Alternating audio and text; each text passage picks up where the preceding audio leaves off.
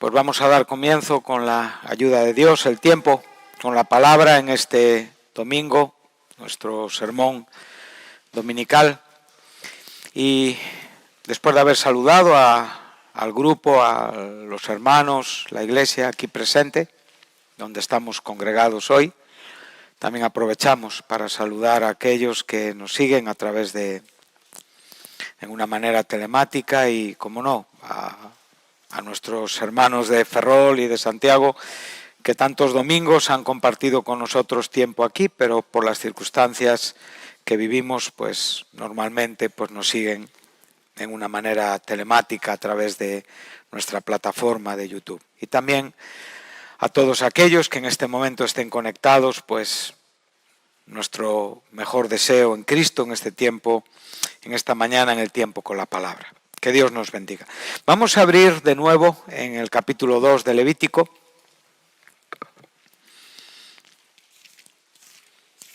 Y vamos a proseguir en el estudio que estamos haciendo de estos 16 versículos que contiene el contexto, el párrafo del capítulo 2 referente a la ofrenda de cereal, a la ofrenda de harina.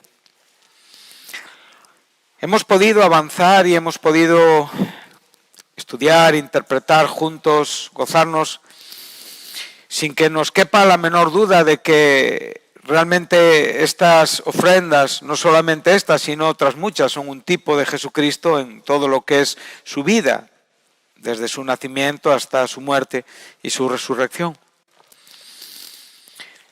Estamos estudiando esta ofrenda, la cual forma pues una sombra, un tipo de Cristo en su humanidad, lo cual ya hemos hablado abundantemente y espero que nunca nos cansemos de reflexionar sobre esto, de hablar sobre esto y de escuchar sobre esto.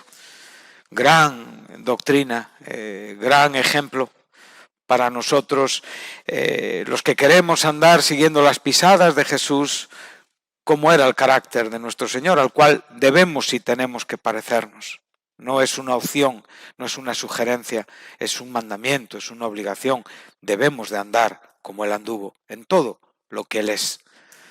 Por lo tanto, muchos de los problemas, muchos de los disgustos, muchos de los pecados, muchas de las dificultades que el cristiano muchas veces confronta es por olvidarse de ser como es el Señor Jesús, de cómo haría, de cómo actuaría, de cómo pensaría, de qué diría. Y ahí es donde surgen todos los problemas. Por lo tanto, estamos en un aspecto fundamental e importante. Hemos acabado todos los ingredientes que formaban la ofrenda en sí. Pudimos hablar del Espíritu Santo, pudimos hablar del aceite, pudimos hablar del incienso y pudimos hablar de la sal, que fue el último ingrediente que estuvimos tratando aquí el último domingo. La importancia de esa sal que siempre va precedida por la gracia y que le da sentido al entendimiento de la gracia y que a veces no es siempre bien recibida porque es la que quizá tiene un efecto o una experiencia más molesta en nuestros propios corazones. Pero vimos que la necesitábamos y si Dios la incluyó en este sacrificio con todo el potencial de su significado, ese pacto perpetuo, ese pacto eterno y con todo lo que conlleva la sal en sí misma en todo el conjunto o contexto de la Biblia, pues tiene una gran importancia. Hoy vamos a hablar del primer ingrediente de los dos que están prohibidos y vamos a hablar son la levadura y la miel. Y veremos que a bote pronto o así ya cuando hablamos de levadura no tenemos mucha dificultad en saber que casi siempre se relaciona con lo que es malo. Y solamente por esto es importante prestarle atención. Por otro lado, la miel no necesariamente es una manifestación de lo malo, al contrario, la miel tiene una connotación buena, sin embargo está prohibida, ¿no? Entonces, a modo de adelanto, la miel pues tiene más que ver con aquello que es una bondad o un beneficio más de carácter natural que espiritual, o sea, es aquello que naturalmente agregamos o sencillamente metemos dentro de nuestras propias experiencias para suavizar aquello que Dios quiere enseñarnos. Y muchas veces esa miel es muy bien recibida, porque ¿qué más quiere uno que cuando está viviendo una situación de tensión, pues encontrar un poquito de miel, ¿no? Bueno, recordamos ese texto, has hallado miel, pues toma aquella que tiene la medida correcta. Bástate con lo que tiene un propósito y no abuses de ella, porque la miel en una manera desproporcionada puede ser perjudicial para nuestros sentidos, nuestros afectos o nuestra propia experiencia cristiana. Entonces, dice el versículo 11, dice: ninguna ofrenda que ofreciereis, estamos en el capítulo 2 de Levítico, en el versículo 11, ninguna ofrenda que ofreciereis a Jehová será con levadura, porque de ninguna cosa leuda o leudada, ni de ninguna miel se ha de quemar ofrenda para Jehová. Bueno, no nos queda dudas en cuanto a lo que el texto significa en sí mismo. Hay un elemento prohibitivo, hay una acción, hay un criterio prohibitivo relativo a la propia levadura y a la propia miel. Si nosotros hacemos un estudio amplio, temático, se puede hacer muy fácilmente, hay muchos diccionarios, hay muchas herramientas que te van a hablar de la levadura, te van a hablar todos los versículos, las concordancias, nos dicen dónde sale la levadura, y todo esto está muy bien y creo que es correcto que lo hagamos para estudiar en una manera personal todos estos asuntos, ¿no? Pero para aquellos que en esta mañana tengan un poquito no de una costumbre para habitualmente tratar con estos conceptos, también me voy a referir. Y para aquellos que estamos habituados a tratar con este concepto, sencillamente pues vamos a estar recordando asuntos que son importantes. La levadura siempre era prohibida en las ofrendas quemadas. Esto es muy importante. Yo sé que nosotros vamos a poder encontrar en el capítulo 7 de este mismo libro, donde estamos, en el versículo 13, y en el capítulo 23, en el versículo 17, donde la levadura es permitida. Es permitida en dos sacrificios, en el sacrificio de paz y evidentemente cuando se está celebrando la fiesta de Pentecostés. Pero ahora no vamos a tomar el tiempo para explicar el por qué era admitida. Sencillamente la propia explicación de por qué no era admitida va a ser suficiente. Entonces, en el caso de los sacrificios de carácter quemado, ofrendas quemadas, se excluía la levadura. Y se excluía sencillamente porque vemos que cuando estamos hablando de una ofrenda quemada, claramente lo estamos relacionando con el incienso y con aquello que es agradable a Dios, ¿sí? Entonces, por eso la levadura no tenía cabida en este sacrificio. Entonces, partiendo de este punto, entendiendo este punto y salvaguardando esas dos excepciones que recuerdo vienen en el capítulo 7 de Levítico, en el verso 13, y en el capítulo 23 de Levítico, en el verso 17, salvando esas dos excepciones relacionadas con el sacrificio de paz. Y recuerda que el sacrificio de paz, después de llevar a cabo el sacrificio sin levadura, después había una conmemoración. Y esa conmemoración era donde se comían panes que llevaban incluidos la levadura. ¿Vale? Estas cosas son bastante importantes. Pero como digo, hoy vamos a tratar con el asunto de la levadura en el sentido prohibido. La mayoría de los textos en la Escritura siempre presentan la levadura como una simbología de algo que es malo. O en aquellos textos que son un poco ambiguos, lo encontramos en una manera en la que, sin lugar a dudas, tiene un efecto. O sea, siendo relativamente una cantidad muy pequeña, tiene un efecto de afectar, evidentemente, todo aquello donde es incluida o introducida. Entonces, estos son cositas que tenemos que verlas con ese entendimiento. Por otro lado, vamos a estar en algunos textos, yo los voy a citar para que los anotéis y después los iremos desarrollando.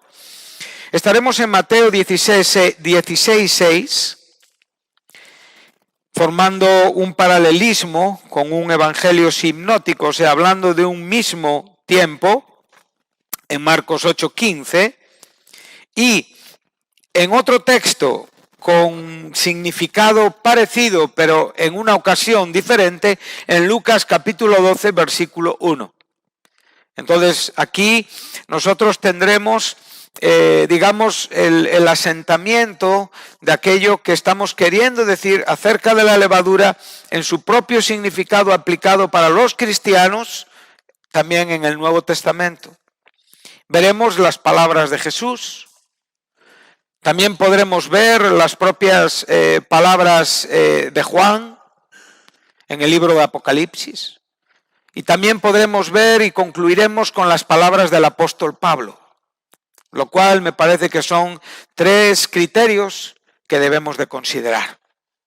No es la opinión de cualquiera de nosotros, la cual sería susceptible de ser aceptada o interpretada o valorada. Estaremos hablando de la opinión de haliógrafos, de escritores inspirados de la Biblia, donde ellos introducen la levadura en una manera con un significado y con un sentido doctrinal, lo cual quiere decir que conlleva una enseñanza para aquellos que la estamos estudiando. Vamos a arrancar en nuestro contexto de Mateo 16. En el Antiguo Testamento ya hemos visto que es excluida de los sacrificios quemados y incluida en esos 2 textos o contextos que he mencionado, dándole esa breve explicación. Por otro lado, sin abandonar de todo el Antiguo Testamento, sabemos que antes de la salida de Egipto, en la noche que se celebró por primera vez la Pascua, cuando los israelitas en esa noche celebrarían la fiesta de la Pascua, sacrificando y comiendo el Cordero Pascual, sabemos que esa fiesta estaría acompañada por comer los panes sin levadura. Y debemos de tener cuidado a la hora de interpretar sus propios significados, ya que en la Pascua el significado de la levadura excluida en los panes tiene que ver por el recuerdo, evidentemente, de la vida de aflicción que se vivió en el tiempo de la esclavitud. Entonces debemos de ser cautelosos y cuidadosos a la hora de explicar tipos, porque dependiendo del contexto un tipo puede variar.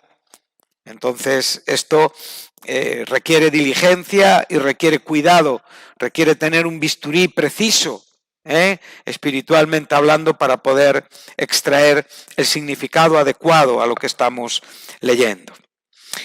Bueno, dice así el capítulo 16, y nosotros tenemos párrafos que en cierta manera se separan, ¿no?, por títulos, lo cual esto originalmente no era. Para mí, como digo, hay un versículo anterior que tiene mucho que ver con lo que el propio Jesucristo está hablando con sus discípulos y que para mí es digno de mencionar o digno de resaltar. Y es esta frase: una vez que a Cristo se le está demandando una señal, ¿por parte de quién? Por parte de los fariseos y de los saduceos, que son los personajes que Cristo va a nombrar en la advertencia que va a dar a sus apóstoles, a sus discípulos. Él dice esto: la generación mala y adúltera demanda señal, pero señal no les será dada sino la señal del profeta Jonás. O sea, no respondió a esa pregunta. Muchas veces Jesucristo interpretó la mala intención de lo que le estaban preguntando, a lo cual él no respondió para satisfacer los intereses malvados de aquellos corazones que le estaban poniendo a prueba. Nosotros a veces interpretamos mal la educación cuando alguien no responde, ¿verdad? Pero a veces también tenemos que ver como cristianos cuándo, cómo y qué debemos de responder. Nosotros tenemos que interpretar qué nos están preguntando y qué actitud hay en la pregunta que nos están haciendo.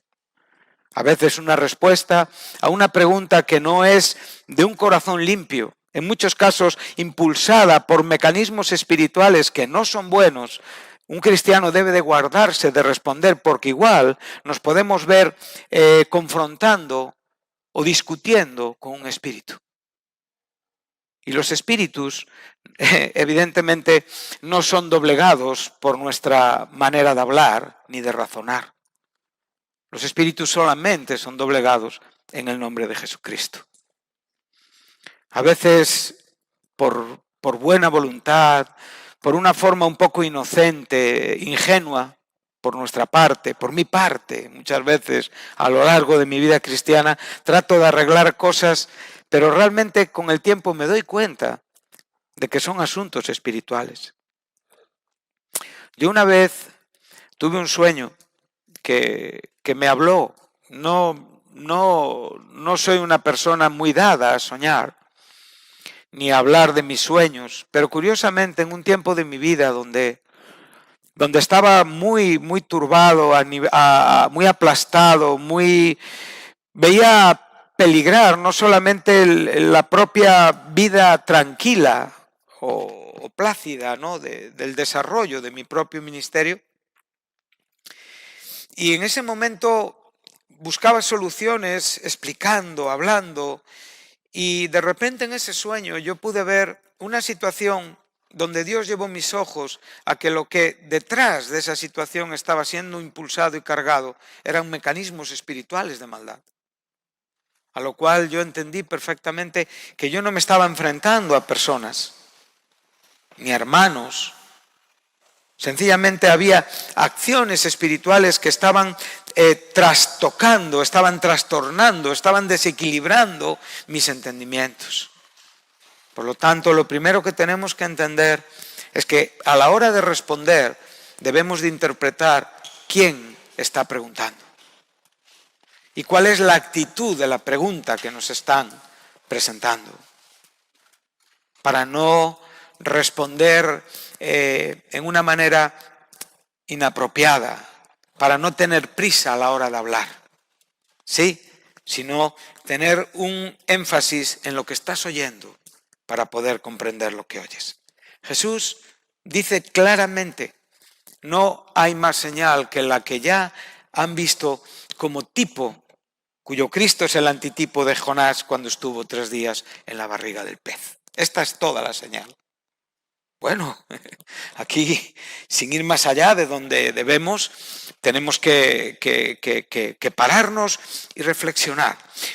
Si tú observas unos capítulos antes, vamos a regresar aquí, capítulo 12, versículo 39, verás que en otra ocasión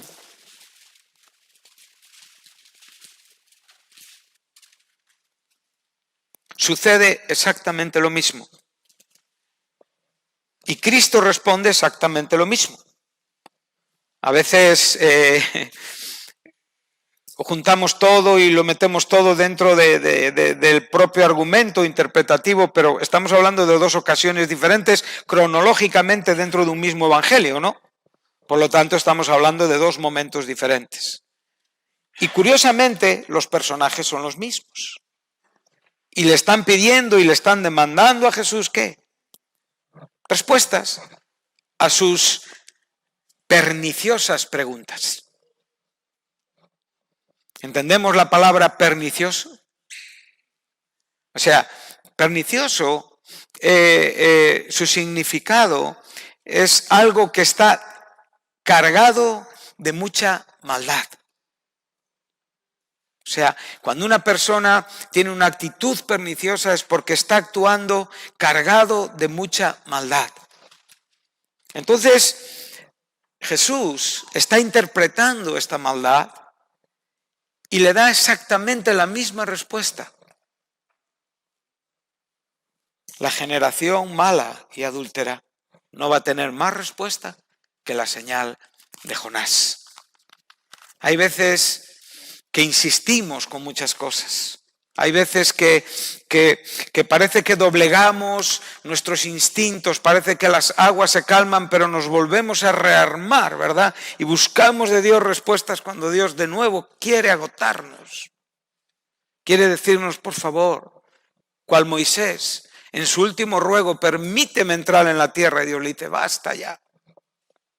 No vas a entrar, confórmate con verla.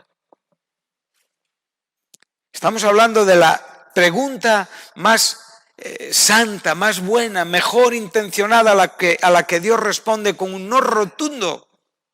Cuanto más a las preguntas que van cargadas de maldad. Hermanos, evitemos esta maldad en nuestras vidas. Nunca encontraremos respuestas del Señor.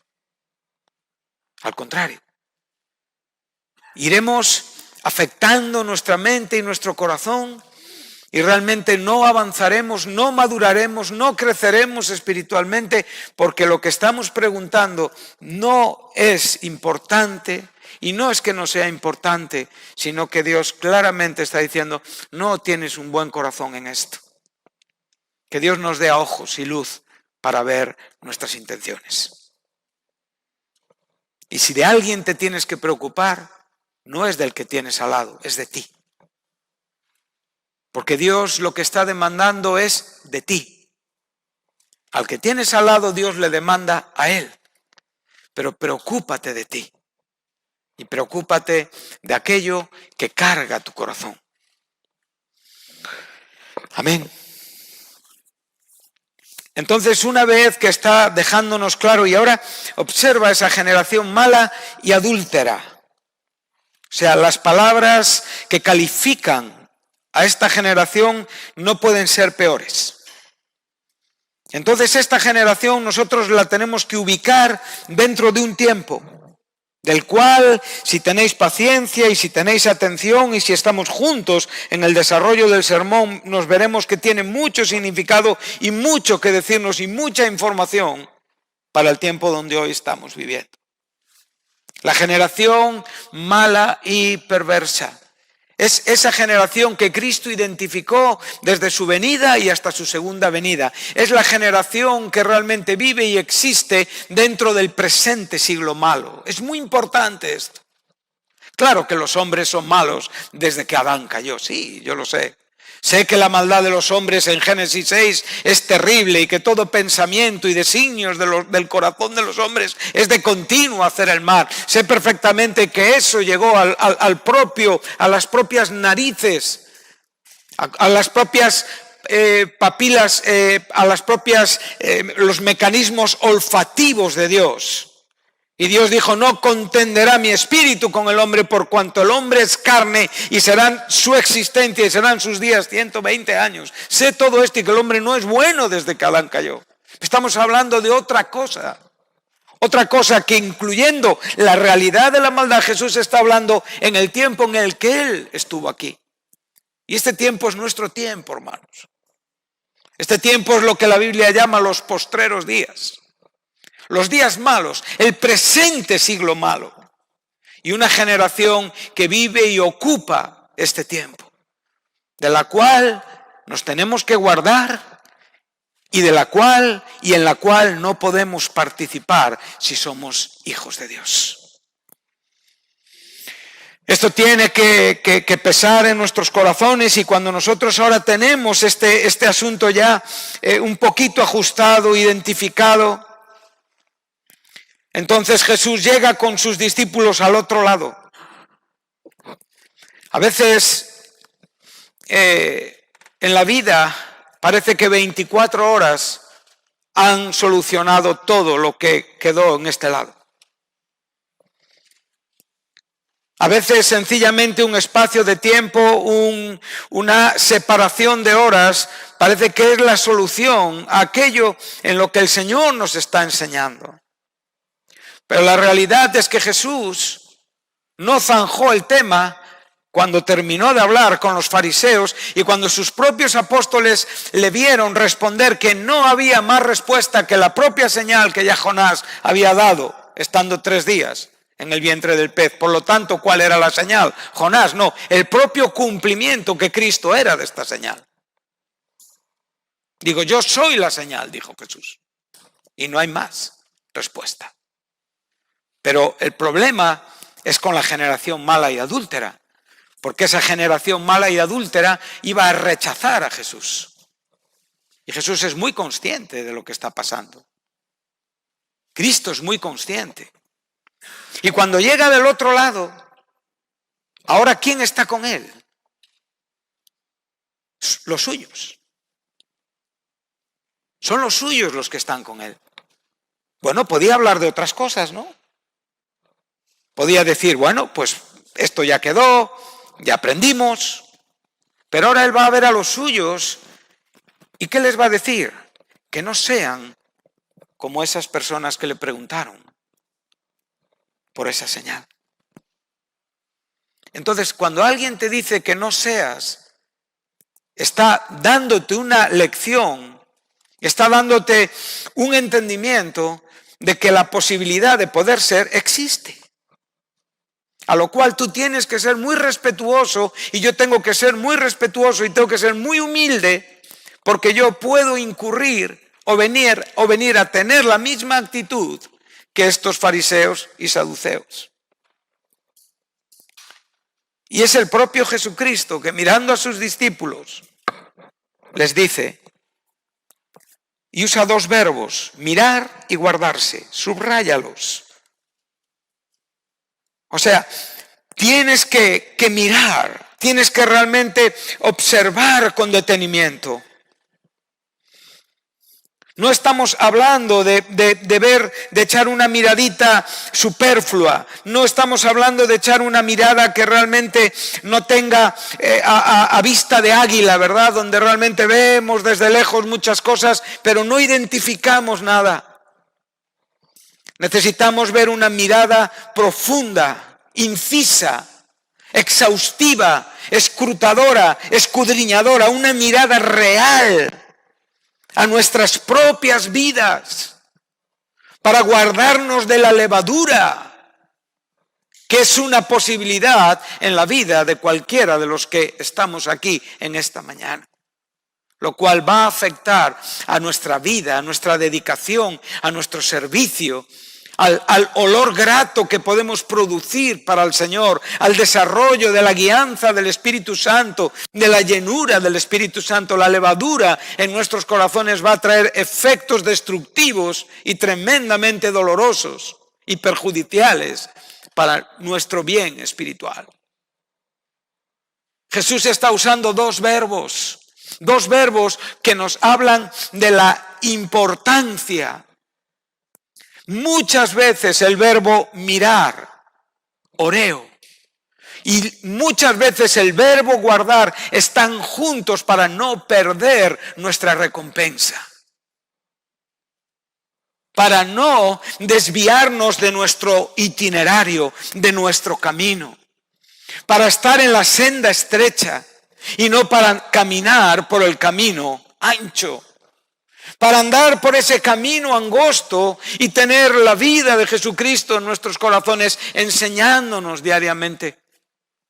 A veces me da mucha pena cuando puedo ver que somos llamados a tener una personalidad individual delante de Dios y que en el momento que nos entregamos a Jesús nos conformamos con lo alcanzado y abrazamos un entorno donde se desarrolla una doctrina que en muchos casos no tiene ni que ser vocal, es sencillamente un estilo de vida, es sencillamente una costumbre, un comportamiento donde todos van enseñando a todos, pero todos van quedando bajo un nivel que podría ser mucho mejor.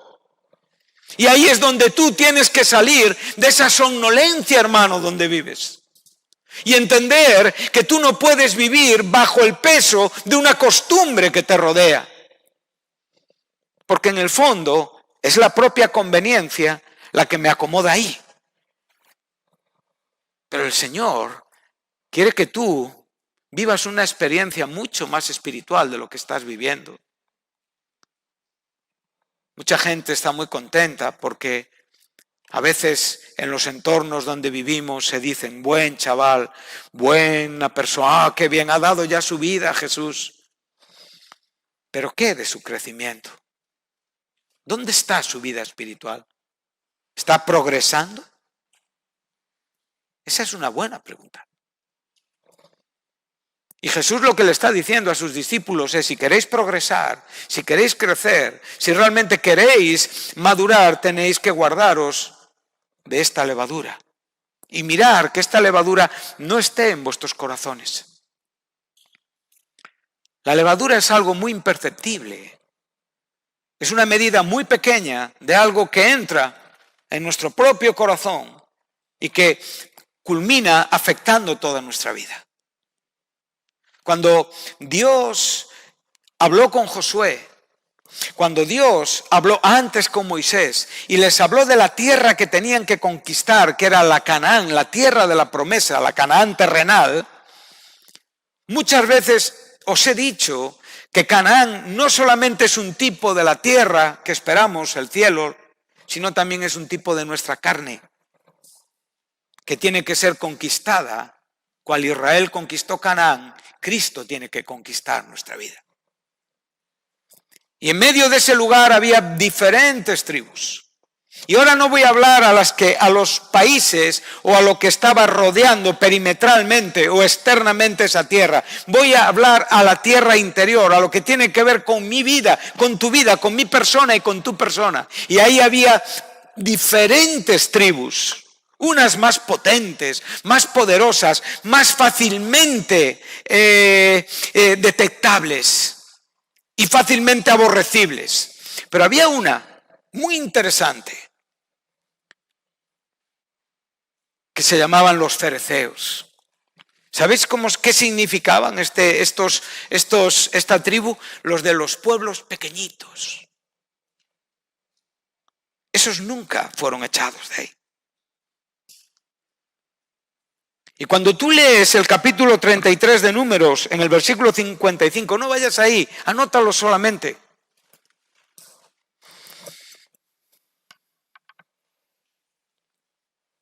Una vez que se lleva a cabo la repartición de la tierra, una advertencia de Dios a este pueblo es que todo lo que quede de estas naciones, de estas tribus, de estos países, de estos grupos, un día será espina y dolor constante a sus costados. Eso es la levadura. No es broma lo que estamos hablando. De esto depende nuestro crecimiento. De esto depende nuestro progreso en Cristo. De esto depende el bienestar de nuestra familia. De esto depende el bienestar de nuestra iglesia, nuestra felicidad.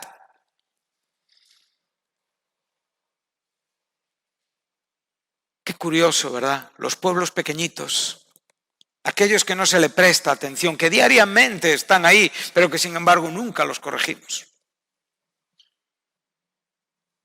Es fácil poder ver a los gigantes cual Goliat y vernos como héroes que cargamos nuestra onda y nos despojamos de la armadura de Saúl y evidentemente y nos personalizamos en David, ¿verdad? Y vivimos una fantasía interior y de repente lanzamos nuestras piedritas planas recién recogidas del río y el pequeñito, rubio, de precioso parecer, el ungido de Dios, tumba al gran gigante. Pero yo no te estoy hablando de gigantes, aunque era una tribu que pertenecía a la zona de los gigantes físicos. Pero su significado no es ese. Son enemigos imperceptibles. Son aquellos que tú has aceptado en tu propia vida, que conviven contigo, que los ves hasta buenos, que les has dado un lugar en el desarrollo de tu propio cristianismo, que casi pertenecen a la fe y que llegaron a ser parte de esa nación, que Dios nunca incluyó. Porque nunca nada puede pertenecer a Dios que no haya sido lavado en la sangre de Jesucristo. Estas cosas deben y tienen que importarnos. Jesús les está diciendo con total y absoluta claridad que se guarden. Este verbo, prosejo, significa prestar atención, tener cuidado, dedicar la vida.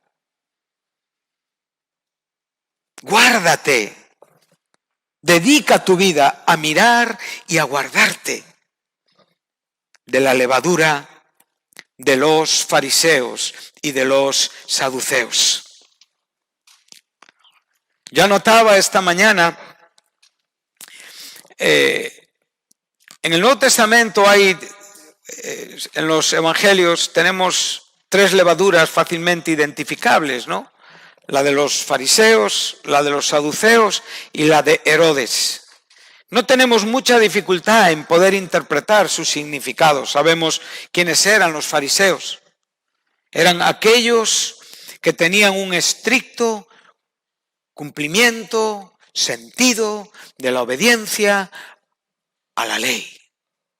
O sea, los fariseos son una levadura que evidentemente tienen una justicia basada en sí mismos, no en la fe. De esto estamos hablando.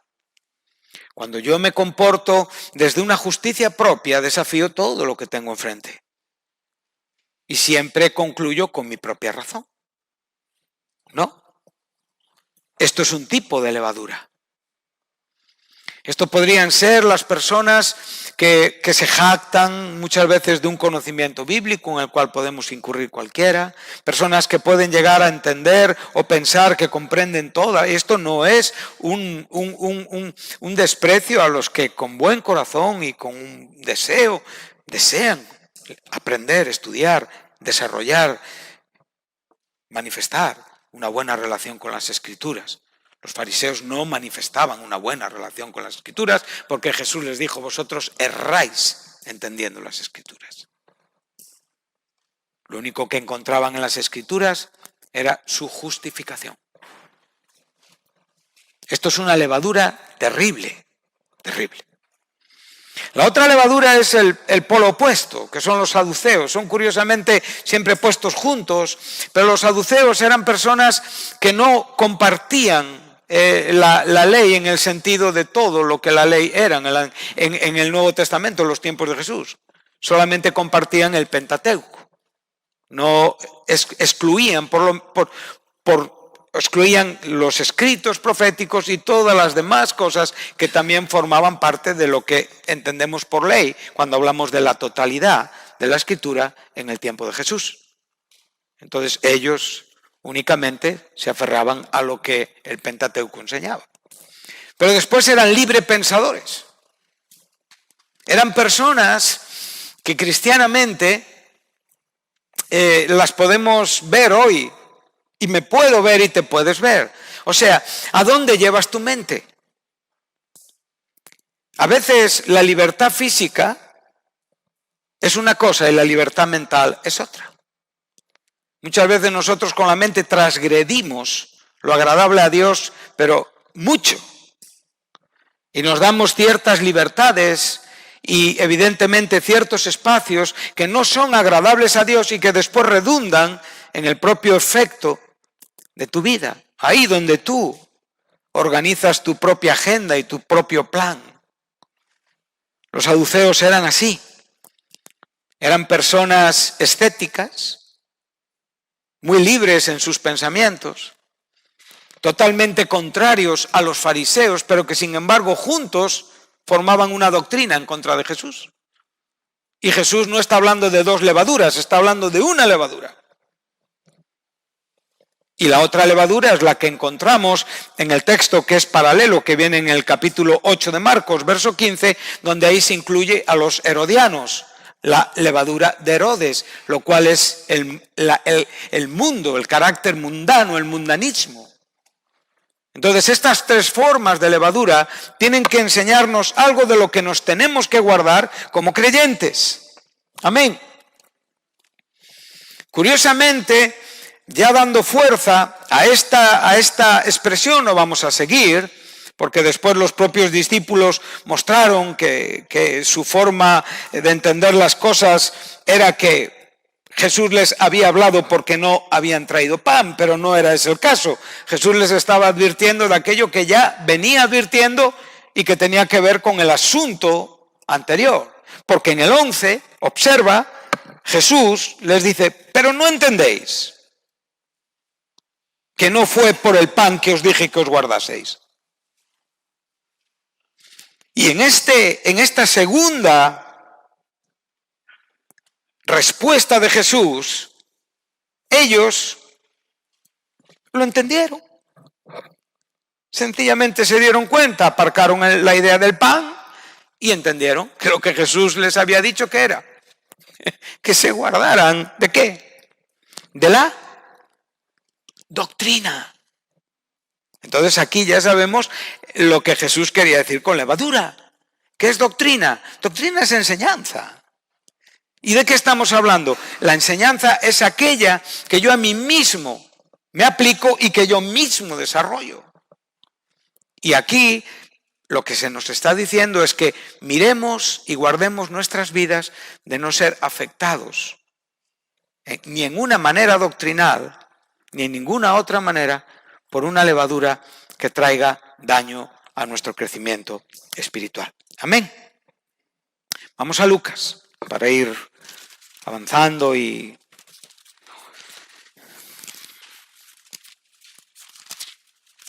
ahora estamos en otro contexto que va a ir añadiendo, O sea, nosotros lo que estamos haciendo es sumar. Venimos desde el Antiguo Testamento y vamos trayendo conceptos y los vamos poniendo todos dentro de un significado que nos da una idea más grande de lo que estamos estudiando juntos. Dice así, en esto, juntándose por millares la multitud, tanto que unos a otros se atropellaban, comenzó a decir, ¿a quiénes primeramente? O sea, estamos viendo que la imagen, Lucas no miente, en esto estamos de acuerdo, ¿no? No exagera. Él está diciéndonos lo que realmente estaba sucediendo en este momento y lo pone a nuestra disposición muchos siglos después. En tu Biblia está ahí para que tú lo entiendas. Y ahora dice que había millares. Millares no son cientos, son miles. Y estos miles estaban agolpados. Pero Cristo, ¿a quién se dirigió? Fue a sus apóstoles, a sus discípulos. ¿Quiénes eran estos hombres? Pues en una forma breve y rápida serían los primeros ministros del Evangelio. O sea, los que continuarían una vez que Jesús se fue. Y de quienes Jesús tenía una preocupación, porque sabía que ellos no eran Él. Cuando hay transiciones, cuando en las iglesias, cuando en las obras cristianas hay cambios generacionales que forman parte de la propia ley de la vida, no solamente en los asuntos de carácter mundano, no. En el cristianismo hay cambios generacionales y lo podemos ver en la Biblia muchas veces.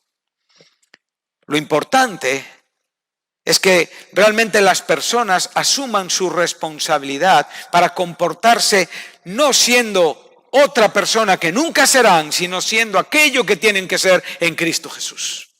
Y este es el asunto y este es el gran reto que la juventud de aquí en esta tarde tenéis ante vosotros. Es realmente el día que vosotros tengáis que comportaros como ministros, como administradores de la gracia de Dios, de la multiforme gracia de Dios, como personas que vais a ejercer ministerios, funciones, oficios en la iglesia, lo hagáis siendo personas exentas y libres de la levadura de los fariseos, de Herodes y de los saduceos. Esto es lo que te tiene que preocupar. La levadura está en tus motivaciones. La levadura está en aquellos asuntos que dentro de ti no están solucionados. La levadura está en esos pueblitos pequeños que todavía no han sido echados de tu vida. La levadura está en muchas cosas que tú tienes que erradicar y que yo tengo que erradicar de mi vida para poder ser el ministro que Dios espera de mí. Jesús le dijo a sus apóstoles: no os dejo solos, no os dejo huérfanos. Otro como yo enviará al Padre, porque yo rogaré al Padre y Él os guiará a toda la verdad. Tomará de lo mío y os lo hará saber. Y haréis obras mayores que yo. Eso lo dijo Jesucristo acerca de la iglesia afectada, dirigida y guiada por el Espíritu Santo.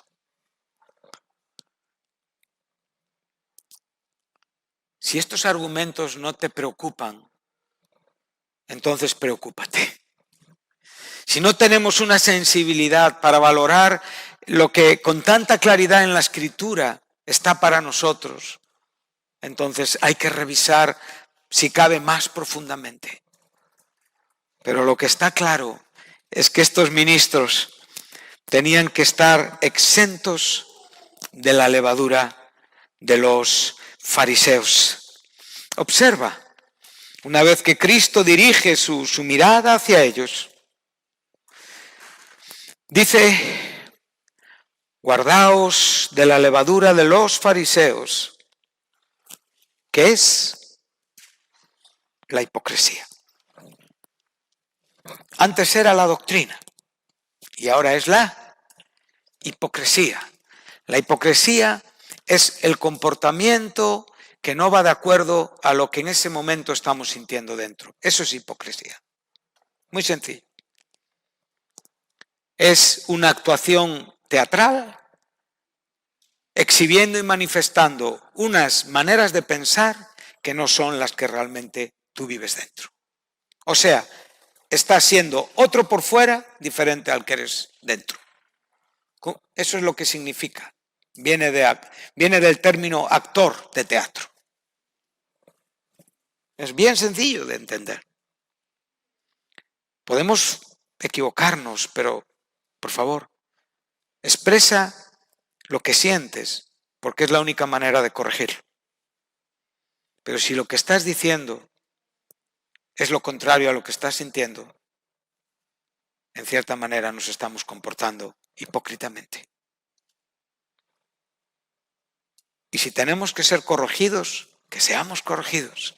Si tenemos que pedir disculpas, pedimos disculpas. Si tenemos que pedir perdón, pedimos perdón. Si tenemos que arrepentirnos, nos arrepentimos delante del Señor una y mil veces a lo largo de nuestra vida y de nuestra existencia cristiana. Pero la hipocresía no tiene lugar ni cabida en nuestras vidas. Entonces ya podemos formar un concepto más amplio, ¿verdad?, de lo que es la levadura. Y aquí nos la relaciona con la hipocresía. Es evidente que cuando Pablo habla de la fiesta de los panes sin levadura, sino con esos panes vividos desde la vida santa, no puede haber hipocresía. En la conversión no hay hipocresía. En la relación con Dios no hay hipocresía. En la relación con la Biblia no hay hipocresía. Hay verdades que tú aceptas o desechas, que tú actúas o no actúas, que tú eres diligente o eres negligente, que tú eres responsable o eres indiferente. Pero no hay hipocresía, porque en Dios no existe la hipocresía. Entonces la hipocresía es el resultado de mi administración. Y Jesús está diciendo a estos ministros: guardaos de esta levadura que es la hipocresía. Amén. Vamos a Mateo 13, y ahora vamos a entrar en un terreno también con cierta connotación profética.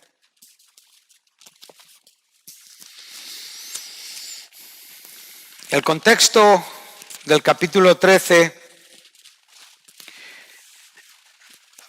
exceptuando los versículos 53 al 58, son las parábolas que tienen que ver con el reino de los cielos.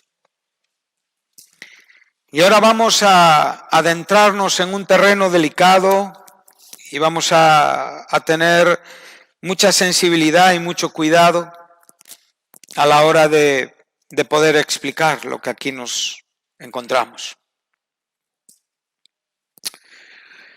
Podemos ver que este contexto tiene sus propios paralelos en Marcos y en Lucas. Algunas parábolas vienen en unos lugares y no vienen en otros. Pero yo animo a que podamos estudiar juntos. Y el hecho de que no vengan otros no significa que sea menos importante. Por lo tanto, eso sería un gran error. Forma parte de la Escritura y debemos de entenderla. La explicación posiblemente a estas parábolas del reino de los cielos está en el verso 52. ¿Dónde?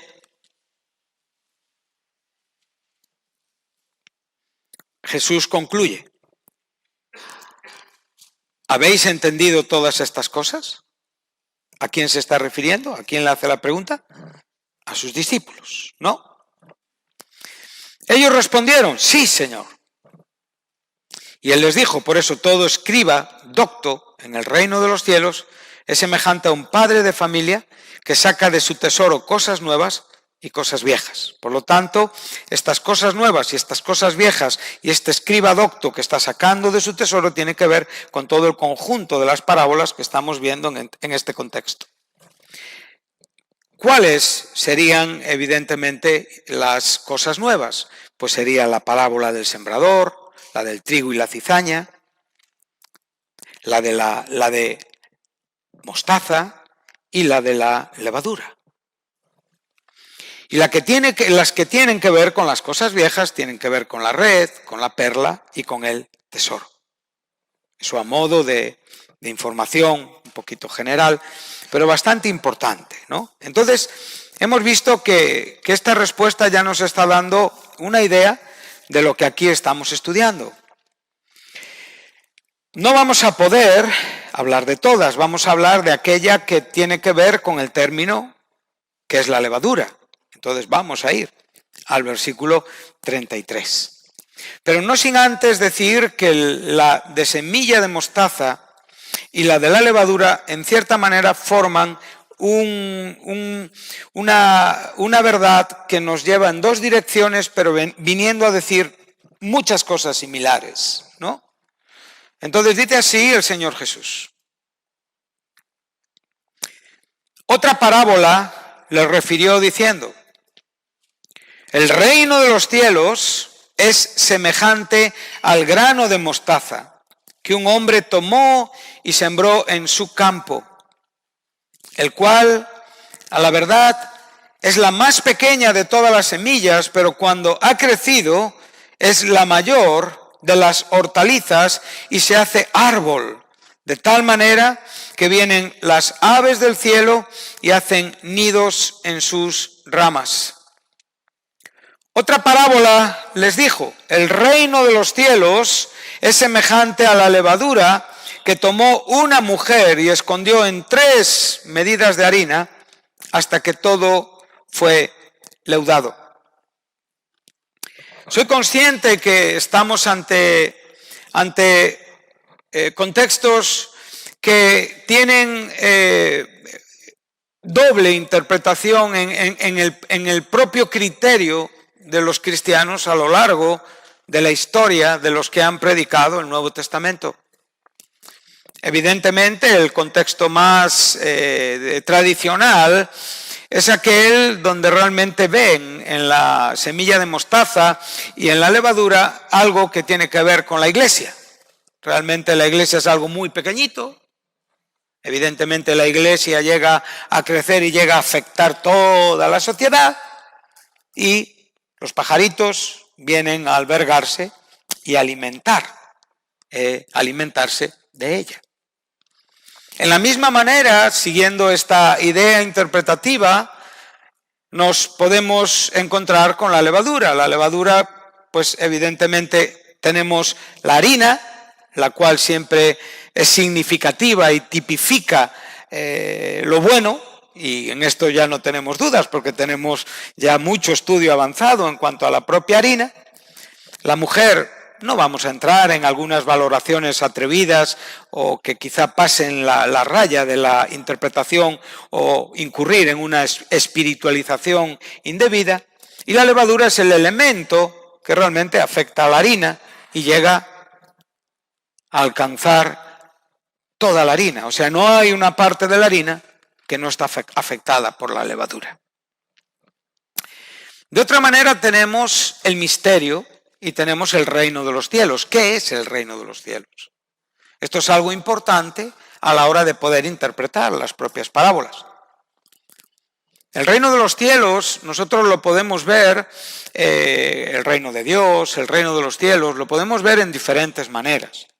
Lo podemos ver desde el propio reino mesiánico, aquello que tiene que ver con el milenio que estamos estudiando. Lo podemos ver como un reino espiritual, lo que tiene que ver con todo lo que Dios ha hecho salvando gente de todas las épocas hasta el día de hoy. O también lo podemos ver evidentemente con una connotación de misterio, lo cual en este contexto es más adecuado, ya que aquí se nos está hablando de ciertos misterios, que en muchos casos las personas que lo escuchaban no lo entendían. Entonces, estos misterios van explicados y expresados porque el reino de los cielos, en cierta manera, en nuestra experiencia hoy, tiene una connotación de misterio. ¿Y por qué de misterio? Bueno, porque sencillamente muchas personas no aprecian que tú eres cristiano. Mucha gente no distingue una iglesia de Cristo de cualquier otra iglesia, por eso es un misterio, ¿no? Sabemos perfectamente que el día que Jesús se ha manifestado, nosotros seremos manifestados juntamente con Él. Entonces el mundo realmente nos va a conocer cómo realmente somos y quiénes somos y qué es la iglesia. O sea, la iglesia va a ser manifestada al mundo. Hoy la iglesia solo es conocida por aquellos que son integrantes de la iglesia. Amén. Entonces, en este sentido, el reino de los cielos nos está dando un carácter misterioso. ¿Misterioso para quién? Para quienes no lo entienden. Entonces, este misterio está dentro de dos etapas y de dos eventos importantes en la historia de la Biblia, y es el advenimiento de Jesucristo y el segundo advenimiento de Jesucristo. O sea, el presente siglo malo, la edad presente, la era presente, los días postreros, que comienzan con la humanización de Cristo y con la presentación del Rey, evidentemente, de este reino.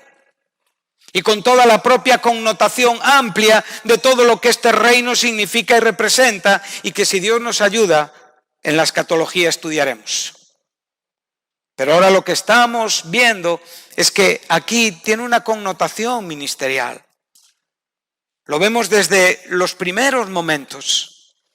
Tú puedes ver cómo se siembra una semilla y realmente hay una diferente respuesta. 4 respuestas diferentes. Eso es un misterio. ¿Por qué unos sí, por qué otros no? ¿Por qué unos producen 30, 60, 90 y por qué otros sencillamente se dejan comer las semillas por los pájaros? Esto pasa aquí en esta mañana. Esto es un misterio. Es el misterio del reino de los cielos que está claramente relacionado con la predicación del Evangelio. Entonces las semillas están cayendo en los corazones. Las semillas están cayendo en nuestras vidas. Y en nuestras vidas hay diferentes respuestas. Amén. Es un misterio cómo realmente hay una red que va arrastrando a todos los hombres y que les lleva hasta una orilla donde hay una separación entre buenos y malos. Es un misterio. El tesoro es un misterio, la perla es un misterio. Esto que estamos estudiando es un misterio. Pero cuando nosotros por un momento nos exponemos a qué camino interpretativo vamos a tomar, entonces ahí es donde tú vas a decidir cómo interpretas esta parábola. Si la Iglesia, evidentemente, va a mejorar el mundo y lo va a convertir en una exposición de bondad y de bienestar, entonces ya tienes un camino interpretativo que también lleva un elemento de interpretación. Amén. Pero cuando nosotros estamos viendo al mundo donde vivimos, lo que estamos viendo es que hay un evangelio que se predica en todos los lugares y a todos los hombres para que llegue el fin. Pero lo que vemos es que no todos los hombres responden al evangelio. Y que no hay un 100% de respuesta a Dios. Y que no todo el mundo va a ser bueno ni va a ser afectado con una consecuencia buena, sino que va a ser afectado con consecuencias diferentes. En un sentido, nosotros podemos ver que la levadura está afectando porque está llegando a los corazones. Pero aquí lo que estamos viendo es que la levadura no solamente está afectando, sino realmente llega a exponerse en una manera buena o mala.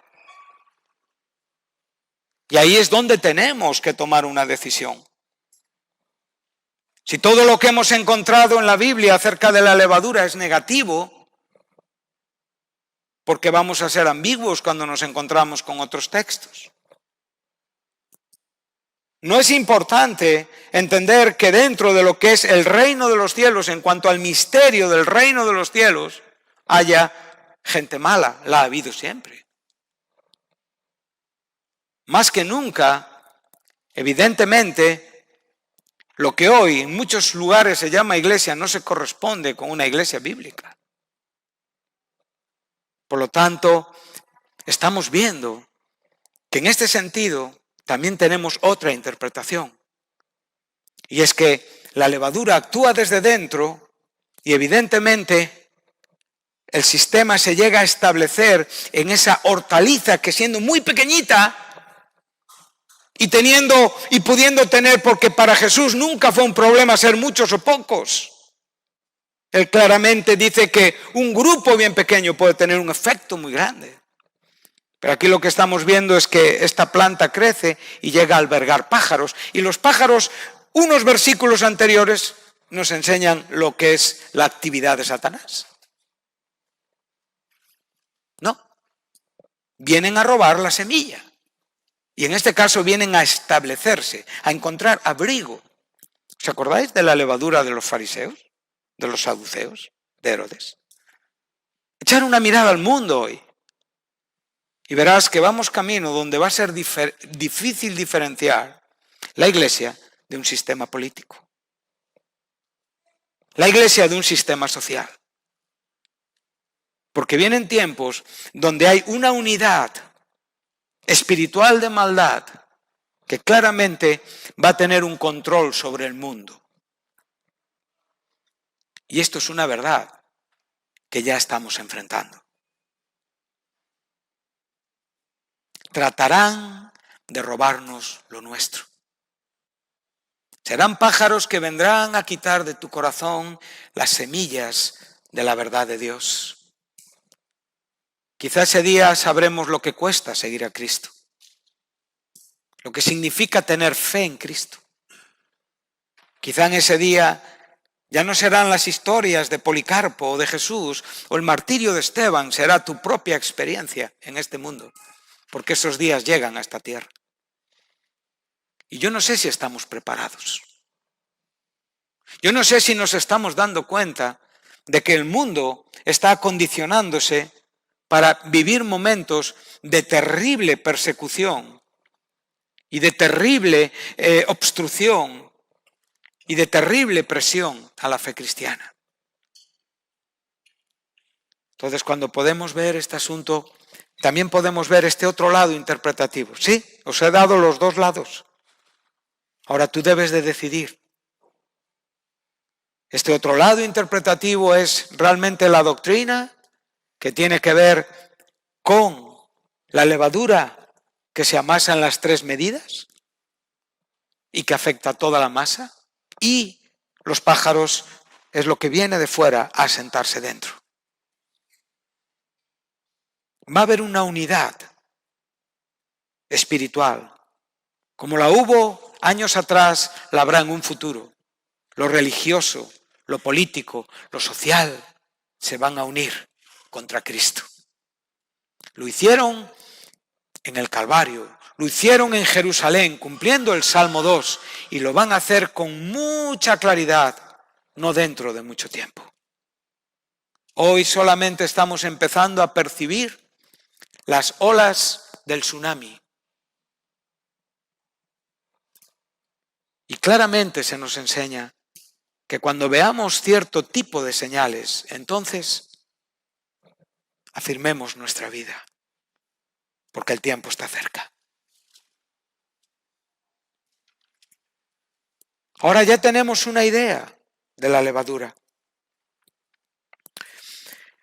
Para ir rematando lo que estamos estudiando juntos, si tomamos el camino de la interpretación donde el mundo no va a ir a mejor, donde realmente el mundo va a ir a peor, y en ese momento cuando esté peor del todo, entonces Jesucristo vendrá y establecerá su reino mesiánico. Si tomamos ese camino, entonces vamos a encontrarnos con algunos paralelismos lindos, bonitos. A lo largo de mi relación con la palabra, hoy reflexionaba hace algunos años, pude estudiar el paralelismo entre las iglesias de Apocalipsis y el capítulo 13 de Mateo. Son 7 situaciones, 7 iglesias, 7 parábolas. Y vino fuerte a mi corazón de nuevo esa idea tan clara.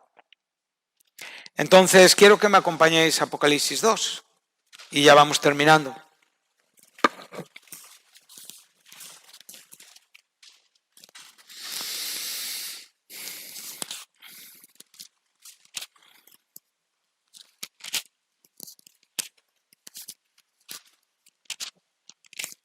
Vamos a estar con la iglesia de Tiatira.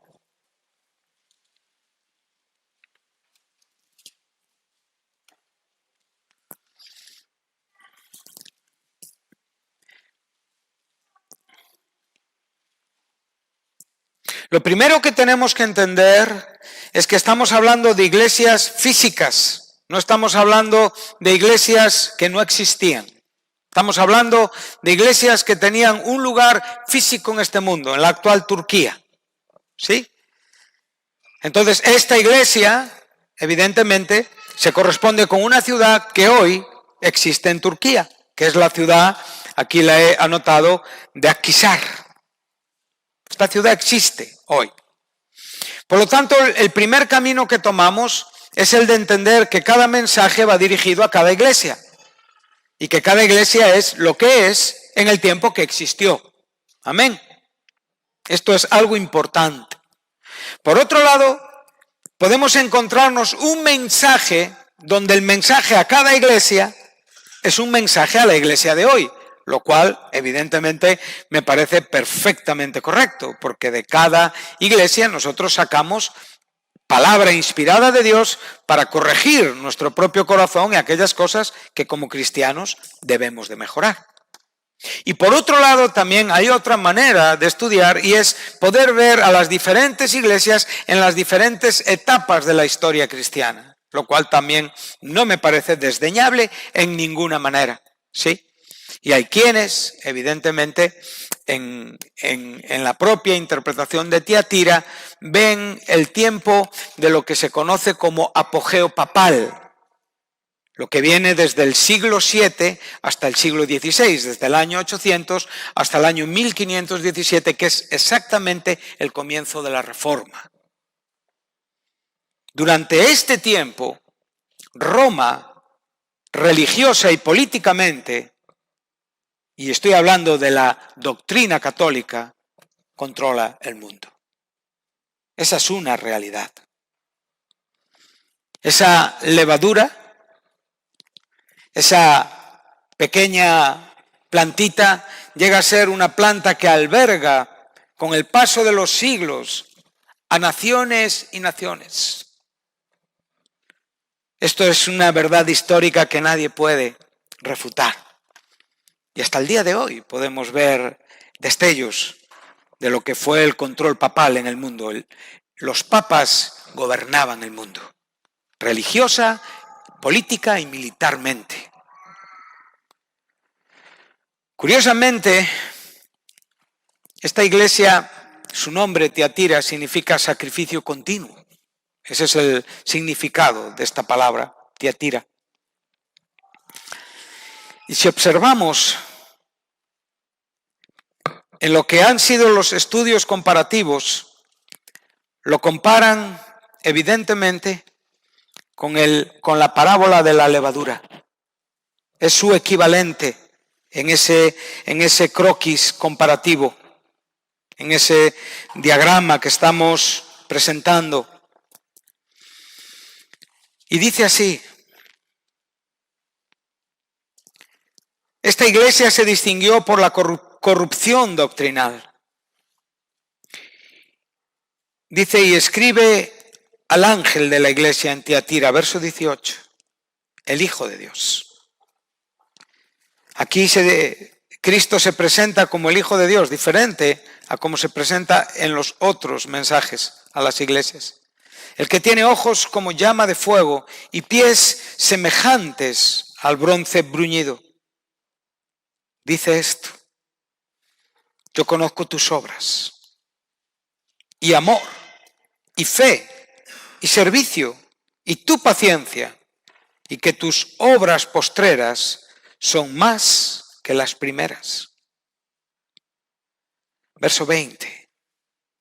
Pero tengo unas pocas cosas contra ti. La levadura funciona así. Si nosotros leemos el verso 19, estaríamos muy satisfechos con nuestra vida. Si nosotros vemos el verso 19, estamos hablando de obras de amor y de fe. O sea, tres conceptos, tres términos que hablan muy bien del cristianismo y que distinguen al cristianismo, acompañados de servicio y de paciencia. No podemos tener elementos que podamos superar. Lo mejor que podemos encontrar, el amor, la fe que obra por amor, las obras que son la consecuencia, el servicio, la propia paciencia, y que las obras finales son mejores que las primeras. Pero ahora dice, tengo unas pocas cosas. ¿Cuántas cosas? Poquitas cosas. Una pequeña medida de algo que existía y se desarrollaba en esta iglesia. Que toleras, la palabra tolerar es permitir. Que esa mujer, Jezabel, la cual no sabemos si aquí es alguien que está simbolizando la Jezabel, esposa del malvado Acab del Antiguo Testamento, o realmente es alguien que se llama Jezabel y que pertenece a esta iglesia cuando está recibiendo el mensaje a esta iglesia, o sencillamente lo que Jezabel en sí mismo representa, que es maldad. Maldad. Observa que todo lo puro, que todo lo santo, el amor, las obras, la fe, el servicio y la paciencia pueden ser literalmente y totalmente corrompidos por las pequeñas cosas. Y esto es lo que hoy nosotros tenemos que guardarnos y mirar. Es una mujer la que nos aparece en la parábola de la levadura, como es una mujer la que se nos menciona aquí, como es una mujer la que más adelante es representativa del sistema mundial, religioso y político en el capítulo 17 de Apocalipsis, siendo nominada la Gran Babilonia, la Gran Ramera,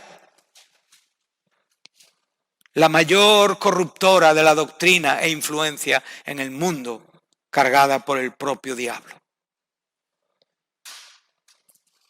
En una iglesia llena de fe, de amor, de servicio, de obras y de paciencia, puede estar actuando Jezabel.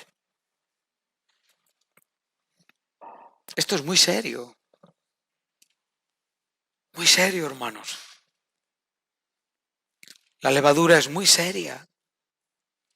Pablo dijo a los Gálatas, un poquito de levadura leuda toda la masa. Amén.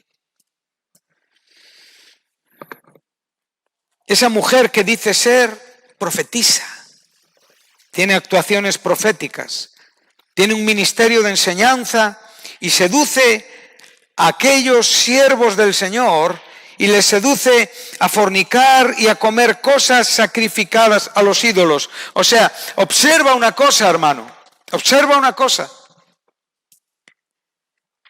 Está hablando de un desorden espiritual.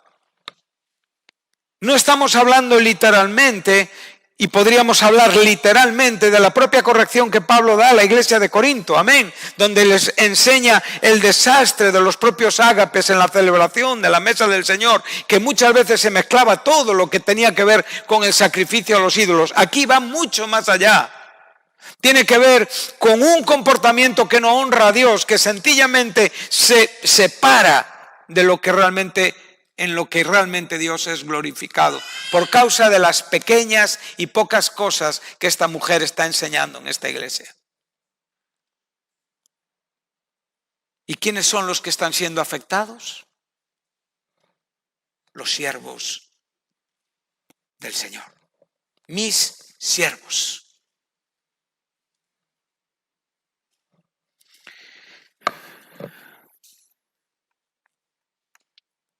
Le he dado tiempo para que se arrepienta, pero no quiere arrepentirse de su fornicación. Esto tiene un carácter profético, futuro, en la propia forma del mensaje en el presente. He aquí yo la arrojo en cama y en gran tribulación a los que con ella adulteran, si no se arrepienten de las obras de ella. O sea, si no sacan la levadura, las pequeñas cosas de su vida. A sus hijos heriré de muerte y todas las iglesias sabrán que yo soy el que escudriña la mente y el corazón, y os daré a cada uno, y esto es un mensaje para cada uno de los que estamos aquí en esta mañana, voy a daros según vuestras obras. Pero a vosotros y a los demás que están en Tiatira, a cuantos no tienen esta doctrina y no han conocido lo que ellos llaman las profundidades de Satanás, yo os digo, no os impondré otra carga. Pero lo que tenéis, mirad y guardaos de la levadura de los fariseos, saduceos y de Herodes. Retenedlo hasta que yo venga. Al que venciere y guardare mis obras hasta el fin, yo le daré autoridad sobre las naciones. Esto es una realidad escatológica de la iglesia en el tiempo de la venida de Cristo. Y las regirá con vara de hierro y serán quebradas como vaso de alfarero, como yo también la he recibido de mi Padre. O sea, realmente vemos al Rey y vemos a los que vamos a reinar, a los sacerdotes y reyes lavados en la sangre de Jesucristo, como iglesia, viniendo con Jesucristo y viviendo ese futuro. Y le daré la estrella de la mañana, y el que tiene oído, oiga lo que el Espíritu dice a la iglesia. A ti, hermano, a ti en esta mañana. Creo que nada es despreciable y desdeñable. Creo que mi argumento no es condenatorio, ni creo que esté hablando excesivamente fuerte a nadie. Creo que he hablado con la Biblia, como la Biblia habla, nada más. He leído lo que la Biblia dice y he tratado de explicarlo hasta donde el Señor me ha ayudado. Pero la levadura está presente y es una opción en la vida de cualquiera de nosotros. Y esa levadura adultera, corrompe y deshace los principios fundamentales de tu vida espiritual. Tienes mucho por qué preocuparte. Tu vida. Y si cumples con esto, serás una persona que harás mucho bien a otros y honrarás a Dios. Pero si despreocupamos nuestra vida, que es el pecado inicial de todos los cristianos, esto es donde un cristiano comienza a desviarse, en la despreocupación de su vida. ¿Dónde termina? El tiempo lo dirá. Reconoce, identifica aquellas cosas que están corrompiendo tu corazón. Mira los frutos del Espíritu Santo. Mira cuánto de la gracia de Dios hay en ti. Mira cuánto estás en tu despensa espiritual compartiendo con otros. Mira cuánto cuando te piden que digas algo de Dios, ¿qué tienes? ¿Qué sale de ti? Por favor, me parece un buen consejo a la vida de todos vosotros. Esta última parte es profunda. Estos paralelos son profundos, son cositas que requieren diligencia, no curiosidad mental, diligencia espiritual con ellos. Pero las pequeñas cosas son las que están destruyendo y desviando la vida de muchos cristianos. Una doctrina no cambia de la noche a la mañana. Una manera de pensar no cambia de la noche a la mañana. Empieza con pequeñas cosas. ¿Y dónde acaba? Depende del cuidado, de tu mirar, de tu guardar y de tu retener aquello que debe de ser tu principal ocupación y preocupación. Que Dios os bendiga.